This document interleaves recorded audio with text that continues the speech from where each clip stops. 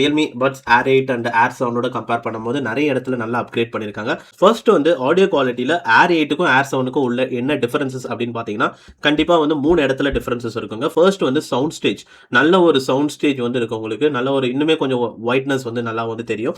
And இன்னும் அந்த sound separation அதெல்லாம் கொஞ்சம் நல்லா இருக்கும், கொஞ்சம் க்ளீனாக இருக்கும். அடுத்து வந்து Air 8ல வந்து என்ன பண்ணியிருக்காங்கன்னா 2 டிரைவர் செட்டப்போட வருது. Air 7ல வந்து ஒரே ஒரு சிங்கிள் டைனாமிக் அந்த டிரைவர் செட்டப் தான் வந்து 12.4 mm. எப்பவுமே வந்து ரியல்மி வந்து அவங்களோட ப்ரோ வேரியன்ட்ல தான், லைக் 5 ப்ரோ இருக்கட்டும், 6 ப்ரோ, 7 ப்ரோ அண்ட் இது எல்லாத்துலயும் தான் வந்து 2 டிரைவர் வரும், லைக் ஒரு ஊஃபர் ஒரு ட்வீட்டர் அப்படின்ட்டு. இப்போ வந்து அந்த ப்ரோ வேரியன்ட்ல பண்றத வந்து பேஸ் வேரியன்ட்லேயே வந்து பண்ணிட்டாங்க. அப்போ ப்ரோ வேரியன்ட் Air 8 ப்ரோல வந்து என்ன பண்ண போறாங்கன்னு வந்து தெரியல, பொறுத்து இருந்தா பார்க்கணும். ஸோ இது வந்து என்னன்னா மிட் ரேஞ்சுக்கு வந்து கொஞ்சம் கான்சென்ட்ரேஷன் வந்து பண்ணுவாங்க அந்த டுவல் டிரைவர் செட்டப் வரும்போது. ஸோ இந்த ரியல்மி பட்ஸ் Air 8ல வந்து பாத்தீங்கன்னா மிட் ரேஞ்சோட குவாலிட்டி வந்து ரொம்ப நல்லா இருக்கும். வோக்கல்ஸோட அந்த பிரசன்ஸ், நல்ல ஒரு முழுமையான ஒரு உச்சரிப்புகள் வந்து இருக்கும், நல்லா இனிமையா இருக்கும். மெலோடிஸ்லாம் கேட்கும் போதும் நல்லா இருக்கும். நான் Air 7லேயே வந்து சொல்லியிருப்பேன், மெலோடிலாம் கேட்கும்போது கொஞ்சம் ஃபாஸ்ட்டாக போகிற மாதிரி இருக்கு அப்படின்ட்டு. பட் இதில் அந்த மாதிரி இல்லாமல் நிறுத்தி நிதானமாக அழகாக வந்து பாடும். அண்ட் அதே மாதிரி பேஸ் லைனில் வந்து நல்ல ஒரு டீட்டெயில்ஸ் வந்து இருக்கும்.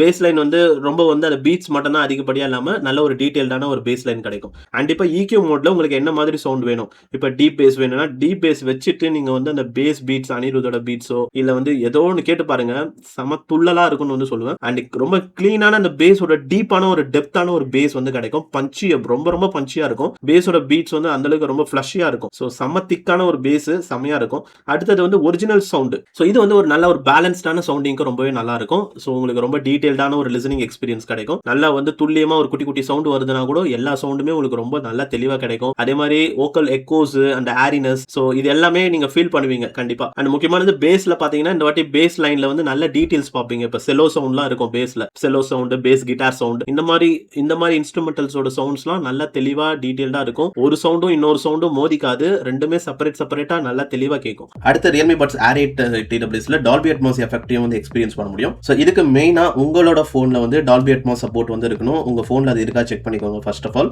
அண்ட் அதுக்கப்புறம் உங்க போனோட செட்டிங்ஸ்ல சவுண்ட் அண்ட் வைப்ரேஷனுக்குள்ள போனீங்கன்னா இதுல சவுண்ட் எஃபெக்ட் செட்டிங்ஸ்னு இருக்கும். இதை கிளிக் பண்ணிட்டு இதுல சவுண்ட் எஃபெக்ட்ஸ்னு இருக்கும்.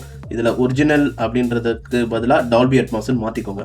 ஒரு போன்ல ஒரு விதமா இருக்கும். நீங்க OnePlus போன் இல்ல Realme எல்லாம் போனீங்கன்னா இதே மாதிரி செட்டிங்ஸ் ஆப்ஷன் வந்து கிடைக்கும். அண்ட் இப்போ OnePlus போன்ல R சீரிஸ்ல எல்லாம் வந்து Dolby Atmos வரது இல்ல.